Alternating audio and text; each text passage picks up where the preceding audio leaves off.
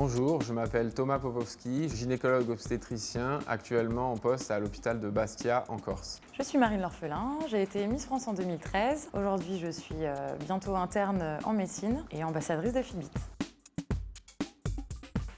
Le cycle menstruel est pris chez les femmes de la puberté à la ménopause. Il dure en pratique 28 jours et se décompose en 4 phases. Une phase menstruelle, appelée communément les règles, une phase folliculaire qui prépare à l'ovulation, puis l'ovulation, et enfin une phase sécrétoire dans l'attente d'un ovule fécondé.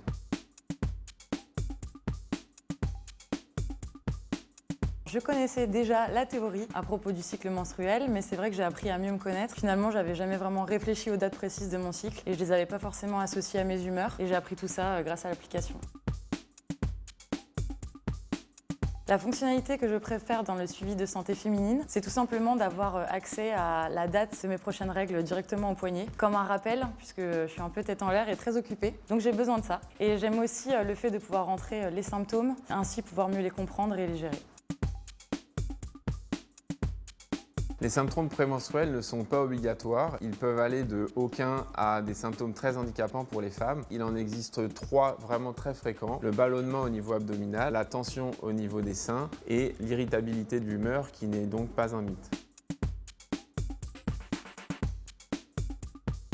Alors non, je n'ai pas forcément découvert de nouvelles informations sur le cycle menstruel, même si j'ai appris à mieux gérer le mien. Par contre, je trouve ça très intéressant d'avoir indiqué la fenêtre de fécondité dans l'application. C'est très utile pour les femmes qui veulent avoir des enfants ou au contraire celles qui veulent ne pas en avoir tout de suite.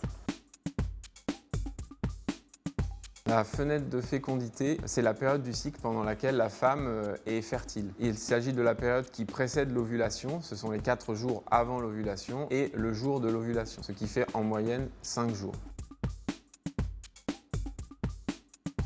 Pour rester en forme pendant toute la durée du cycle, il suffit d'appliquer des règles d'hygiène de base. Manger de façon équilibrée, diversifiée, sans manger trop gras ni trop salé, et conserver une activité physique régulière sans tomber dans les excès.